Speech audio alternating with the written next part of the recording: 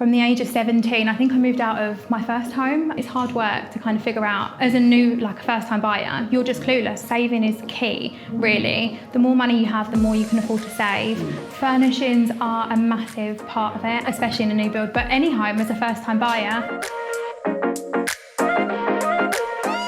As you know, at Move IQ, we are running a campaign to try and help lower the age that first-time buyers can actually kind of take that step and get themselves on the ladder. As part of that campaign, I'm meeting and interviewing buyers who've pulled it off at a young age and talking to them about their experiences and sharing their story. Ellis, I think what you achieved, age 19 you bought your first home. That's a phenomenal achievement. Massive respect for you to put that off. But it must have taken a lot. It must have been pretty scary. Yeah, it was. It was a lot of hard work, a lot of deliberations, a lot of to and fro-ing. Yeah, it was hard work.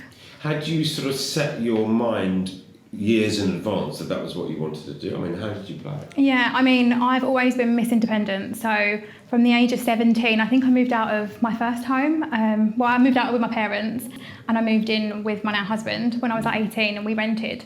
I was one of these girls that just wanted to get out of the house and be living on my own and doing my own thing. So we went into rented and shortly after that kind of had to move out of rented to realise that our plan was to buy and we just couldn't afford to save if we were going to be renting at the same time because paying rent and saving for a deposit. Exactly, it would have been impossible. There was no way we could have done it. Okay, so what happened then? So we were renting and luckily we'd been good tenants, so we were allowed to move out. And I think renting was a good point for us because it enabled us to learn that we had bills to pay and stuff like that. So there was the upside, I guess, but we moved out and we moved back in with my in-laws and that was really hard for me because I was used to my own space. I had different people's rules and washing and all things like that and that was hard. But we moved back in with my in-laws and from there we worked hard to save and I think we were there for about a year and a half. I'm pretty sure it was around a year and a half. Okay. And during that process it was a lot of looking for houses, figuring out what we wanted and kind of just going from there really. Okay, so tell me the story. You moved out of home into rented. Yeah, so we moved into rented and that was when we figured out that actually we wasn't going to be able to afford, we'd lived there for 8 months and we realised at that point we wasn't going to be able to afford to pay our bills, work and obviously save to buy a home. At that point it became realistic for us that wasn't going to happen. So you moved back home? Yeah, so we moved back in with my in-laws at the time. My parents had already shipped my bedroom off to one of my siblings, so that was gone. So we moved in with my in-laws. And from there, we started working on saving, and it took us a long time to save. But meanwhile, you were, I guess, sort of refining your criteria and working out what you were after. Yeah, I already kind of knew what I wanted. So we'd lived in a 2-bedroom flat, and we lived on like a new build development. And for us, we liked the modern, clean, new type houses. So for us, it was easy. It was going to be a new build without fail. So that's when we started looking at all the new build developments around our area and just making sure that they were we managed to narrow down like which ones were bigger, which ones were slightly smaller. And obviously we knew what we wanted in our head. So we knew it had to have 2 bedrooms. And you were only considering brand newly built? Yeah. Completely ruled out old houses because of the help to buy schemes that they offer. That was one of our biggest enticements. So at the time, both me and my husband were both on quite low salaries. I think I was on around 18,000 and my husband on 20,000. I was only 19 at the time, so I didn't have like a massive salary coming in. And I think that made it even harder to save as well. So for that, we kind of had a really rough idea of what our affordability was. And my husband had been a mortgage advisor at one point as well. So talk me through it. You worked out your affordability. You were living at home, saving up a decent deposit. Yeah. You knew you were looking for a new build and you were out looking at the different developments and that kind of thing. Yeah. What was the next step? Gosh, well, a lot of the new builds, obviously, they ask you to go for an affordability check with their own mortgage companies. So for us, we went around, looked at loads of new builds and then narrowed it down to kind of which one we preferred the style of, the layouts of and stuff like that. Did you have a lot of choice? There was loads of choice. Living, I think, in the southeast of London and on the Kent borders, literally if you went over the other side of the bridge, you're in Essex. So I think we did look in Essex and we looked in London and we looked in Kent, but we didn't want to be too far from our family and we knew it had to be commutable to London. And in the end, we ended up moving just a slight bit out further into Kent because we got more for our money. Yeah. And that was a massive thing for us. We knew we wanted a garden because we wanted a dog. So that was kind of a must-have. And we knew that it had to have 2 bedrooms at the very least. Mm-hmm. So from there, we went and we spoke to loads of new build show homes. And again, I think with new builds, they don't have a lot included in them. So that was one of the big things for us, is you've got to put lots of stuff in them, like kitchens and flooring and all things like that. So, and how were you kind of learning along the way? I mean, at age 19, that's a big thing to take on board. Was mum and dad helping, or your other half parents? Well, my mum and dad had bought a new build, at that time, it would have been like 13 years prior, I think. And so they knew that there was a lot. I remember when I was a child going into that new build house, there was no carpets, there was no nothing. But it sounds like your kind of your journey, if you like, on your viewings, going and seeing lots of different developments in lots of different areas, you obviously opened discussions with all of them, and you learnt a lot on the way through it. We did, and we noticed in some show homes there were things like they'd have markings and signs up like this is upgraded and things like that. So it was making us slightly aware of what was there. I think because we'd rented as well, we knew what a basic house looked like up on the same development where we ended up buying eventually. But yeah, it was a lot of questions, and obviously they do like reservation appointments, and you see that they've got all their worktops out on show, and when you go in for your reservation meeting, you're like, oh, I like the look of that. And that's when they tell you, well, actually, that's an upgrade, and you've got to pay more for that. And you're like, right, okay, fine. But yeah, it's a lot of learning, and it's hard work to kind of figure out, as a new, like a first-time buyer, you're just clueless on all of this, especially with new builds. Because buying and selling a house is not something you do very often, nobody ever gets really experienced at it, and particularly as a young first-time buyer, you feel you're about to be helped by the estate agents, but you're not. No, they're not. They, I think they're all out for themselves. And they've got a job to do, it's to sell you well, this is it, and the fees they charge, the selling fees and stuff like that.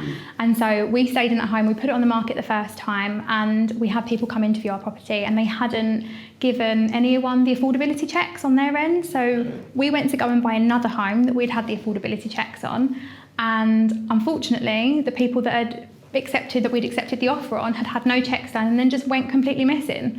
And so we lost, because it was another new build, we completely lost that property because we missed the exchanges and stuff like that, and that was hard work, and that ended up leading us to having to go back into rented. So did you ever consider buying an older property? Obviously with the new build you got the benefit of the Help to Buy scheme, but you were buying a property that's absolutely top of its game, it's brand new, tickety-boo.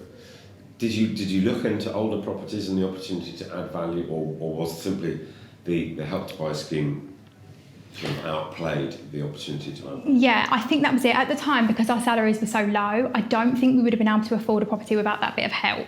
Had we waited a couple of months, my husband got a new job and everything kind of rolled into play. And I mean, I love renovating. I literally look at a house and say to my husband, let's tear down that wall and build a wall here and all stuff like that. And he's like, what are you going on about? What are you doing?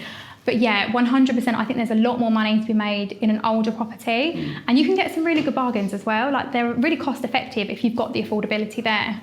Yeah, but you do need the cash, and of course the cash is generally eaten up by the deposit. So as a first time buyer, but you stayed in a new build. Your second was a new build. Yeah, my second was a new build, because at the time I still wanted something that was new, and we ended up relocating down to Devon because of affordability, and you get again more money, more house for your money down there. Was it the property search that drove you to Devon, or was it other motivators? No, it was the house. Really? Yeah, it really was. So we moved further out into Kent. And well, we went into rented, and we were spending an absolute ton on rented, and our money, obviously our income was a little bit higher then, so we could still afford to save a little bit on the side, and obviously we'd sold up our last house as well, so we had a little bit of money to put towards it. We went into Kent, and all the homes that we were looking at were really run down, or they were in really bad areas, or they were really small still for what you got, because house prices around this way are obviously a lot more expensive.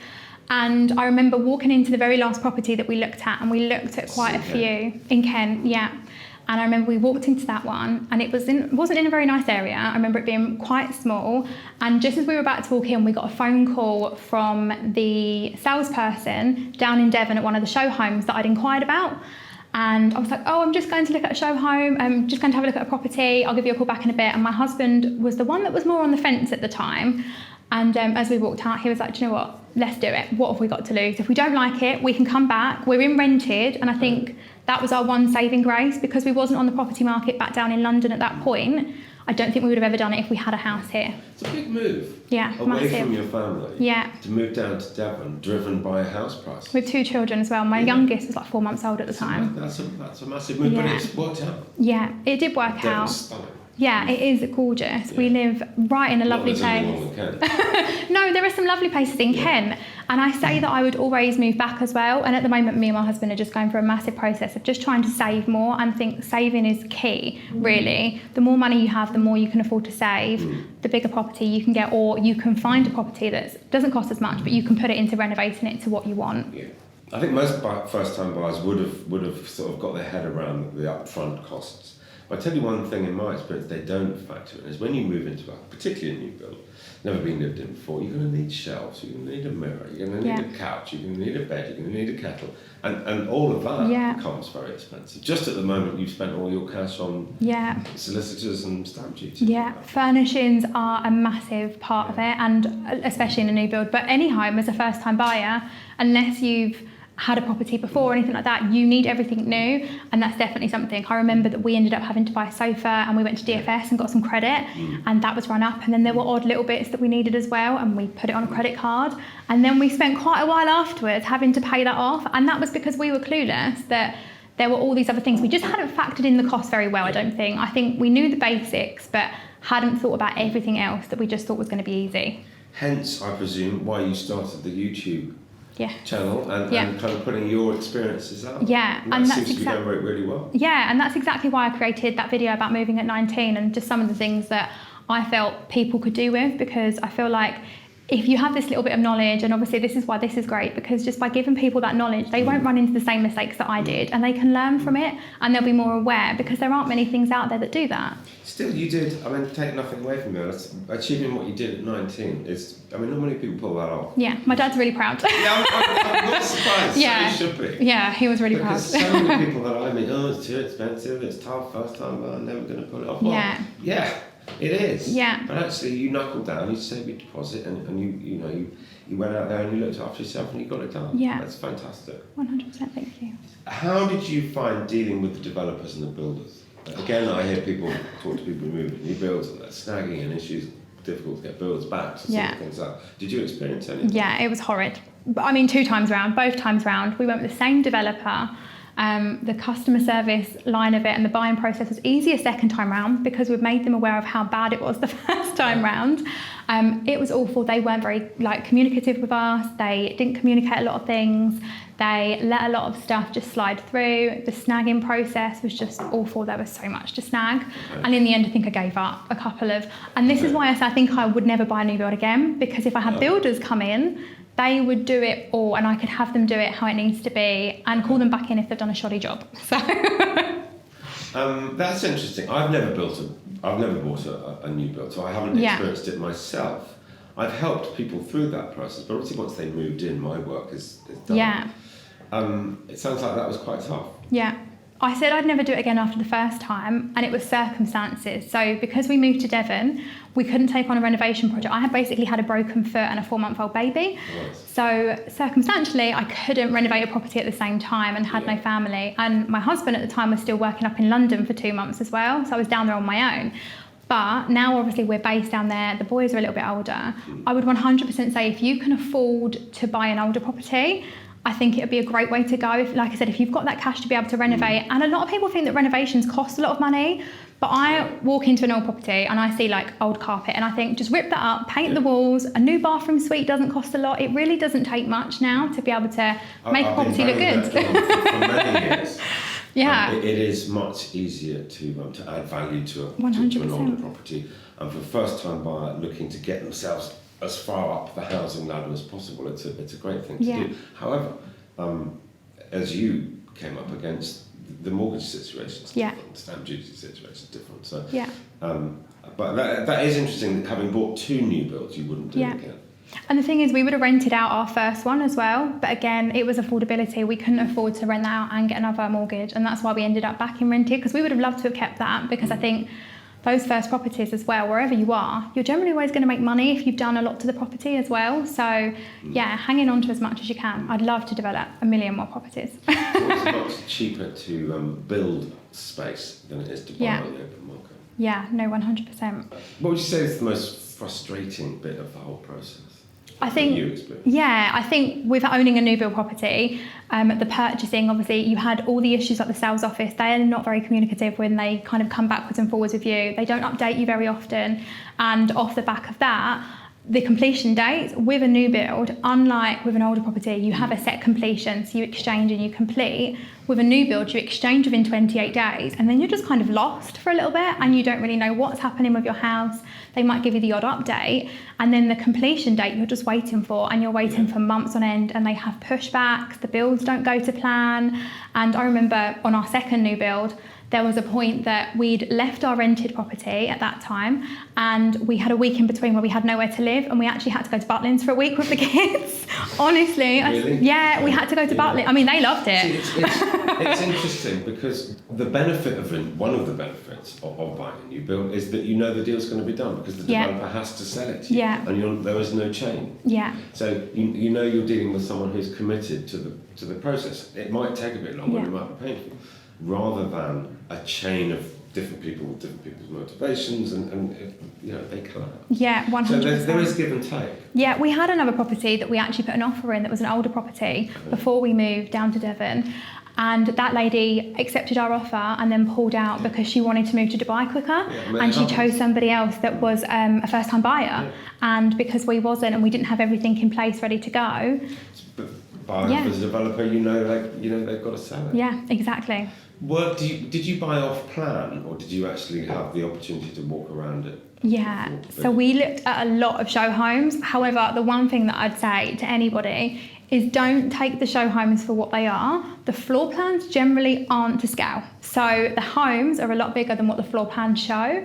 And we noticed that like the master bedroom or the living room or the kitchens, in a lot of them, they were bigger in the show homes of the same house type than they actually were at the floor plans. And then when we went into our reservation meeting or our meet the builder appointment and we looked at them, we was like, oh, that's not right. And you also realise there's different things. So did you measure the show home? We did. We went to go in and measure. The room dimensions and then looked at because they were different. Yeah, they were different, and also like things like the windows. Mm-hmm. So one of them had this gorgeous Juliet balcony type window, and we didn't have that in our one. That wasn't there at all. Like it was completely gone. And also like the outside of the homes, they were completely different. Some of them were like white render, other were brickwork. Same home, same development, and there was lots of stuff. So I'd say really inquire as to what your house type is as well. Like even now, where I live now, they're building bat homes into the show homes and into the properties and stuff like that. But that would have been something that I'd have been clueless to even know about. And like plug sockets, they're in different places, and then you don't know they're in the right place, and you need to pay to have more put in. Yeah, there's a lot of stuff that goes into it. You're not selling it to me. I don't think I'd buy a new build again myself, to be honest with you. I really think I'd buy an older property that I could renovate. But it's each their own. Yeah, exactly. And at the time, that was what you could afford. 100%. And you want to help to buy scheme. So yeah, we couldn't have got on the property market without it. Don't be too bitter and twisted about it. It is a learning experience. Yeah, I think you've just got to kind of go with your circumstances. Yeah. Everyone likes different things. Everyone has different opinions of what they think. So yeah. But you are, to some extent, kind of getting in bed with the devil because you're dealing with a developer who's hugely experienced. Yeah. And if you're not, you've got to read the small print. If you don't ask, you're not going to find out. Yeah, that's it. There is a lot of stuff like that as well that we come to learn. One of my favourite sayings, you don't know what you don't know. Yeah. And it's the biggest financial and emotional decision that you're going to take. Yeah, it's massive. It's a massive change in your life as well. And it's a massive commitment, like 25, 30, 35 years, whatever that mortgage is that you tie yourself into. You're stuck with that until you sell or you move on. So you need to make sure that you're paying attention to it all. Well, it all turned out well for you. It did. Congratulations.